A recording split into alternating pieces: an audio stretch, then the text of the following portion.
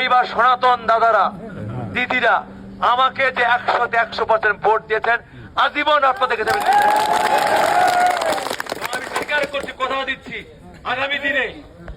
আগামী দিনে আপনাদের যে কোনো পূজা পার্বণ, যে কোনো ধর্মীয় অনুষ্ঠানে শুধু নিরাপত্তা নয়, আরো সার্বিক সহযোগিতা করার জন্য আমার রক্ত দিয়ে হলো আমি আপনাদের সঙ্গে।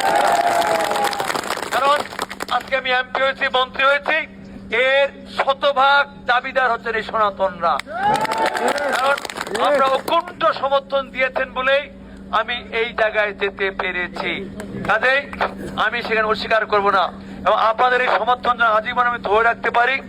এই জন্য বড় কথা একটাই, তোমার লাতানে কি করিবেন খালি মুখ করিবেন। মুই ইনশাআল্লাহ কথা দিত, যেহেতু এমপি থেকে মন্ত্রী হয়েছু, আমাদের প্রিয় মহাসচিব উনি এলজিআরডি মন্ত্রী হয়েছে, তাই না? আমার নেতা তারেক রহমান প্রধানমন্ত্রী হয়েছে। কাজেই উন্নয়ন বলেন, আর মন্দিরের কথা বলেন, মসজিদের কথা বলেন, শ্মশানঘাট বলেন, আমাদের মাদ্রাসার কথা বলেন, রাস্তাঘাট কোনো বাকি থাকবে? আমার তো বিশ্বাস আমার এই এলাকায় কোনো রাস্তাঘাট আর কাঁচা থাকিবানো হয়। এইখানে নয়, এই যে রমজানের 15 তারিখের মধ্যে আমি ফ্যামিলি কার্ড একটা করছিলাম না, ওই ফ্যামিলি কার্ডে কিছু স্বল্প পরিচয় শুরু করব, এবং ওই যে আমাদের বলেছিলাম না বিভিন্ন পূজা পার্বণে আমাদের পুরোহিত, আমাদের ইমাম মুয়াজ্জিনদের ভাতা দেব, সেটাও শুরু করে দেব। এবং আমাদের এই রোজার পরে কৃষক কার্ড সেটাও শুরু হবে, এবং চিকিৎসা সেবা সেটাও শুরু হবে। আর রাস্তাঘাট কথা কইবা লাগবে না, ওই নিজে জানো ভালো করে কি করবে, ঠিক আছে? বরঞ্চ প্রথম একটু ধর যাবে, আস্তে আস্তে কমবে, তখন তোমরা কইবে হো মন্ত্রী হইল চলে গেলে আর খোঁজ খবর নাই।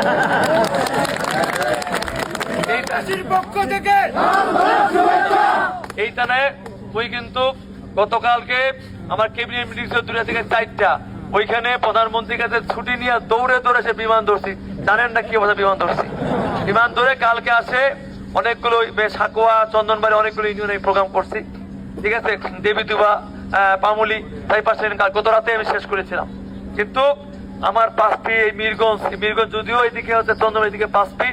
আমি দলের ইমেজ ঠিক রাখবেন, আমি যা বলছি আমার সেন্টিমেন্টকে ধারণ করবেন, ধারণ করে কাজ করবেন। কেউ যদি আজাদ ভাই এমপি হয়েছে, মন্ত্রী হয়েছে, মুই এবার লাখ লাখ টাকা মালিক হোক, তাহলে ভাই দল থেকে চলে তার পুরো আপত্তি।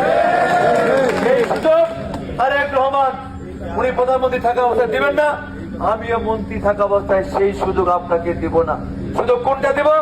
এই মিরগঞ্জের প্রত্যেকটা হিন্দু মুসলমানের ভালোবাসা অর্জন করতে হবে, প্রত্যেকটা ধর্মের মানুষকে ওন করতে হবে, সদ্ভাব তৈরি করতে, ভালো ব্যবহার করতে হবে, এবং সবাই যেন একটা জিনিস মুখে মুখে প্রচার হয়, কিরে ভাই বিএনপি ক্ষমতা আসছে দেখেছেন না, আমরা সনাতনরা নিরাপদে নির্বিঘ্নে আছি। অন্য মানুষ যারা বলে না ভাই আমরাও তো ঠিক মতো আছি, কোনো সমস্যা করেছে না, ছেলে পেলে যা আছে সবাই ঠিকঠাক, আমার সম্মান করে ইজ্জত করেছে, কাজে এইভাবে চলাফেরা করার চেষ্টা করবেন। নতুবা আমি কিন্তু বাধ্য হব সাংগঠনিক ব্যবস্থা নিতে এবং প্রশাসনিক ব্যবস্থা নিতে। আমার কথা একটা, আমি দুর্নীতির গলা টিপে ধরবই, এবং দুর্নীতি করে এইবার কেউ পার পাবে না, এটা আমার রাস্তা দিব, মন্দির দিব, মসজিদ দিব, মাদ্রাসা দিব, আপনাদের শ্মশানঘাট দিব, সেইখান থেকে কিন্তু চুরি চামারি করার চিন্তা করি। ঠিক আছে?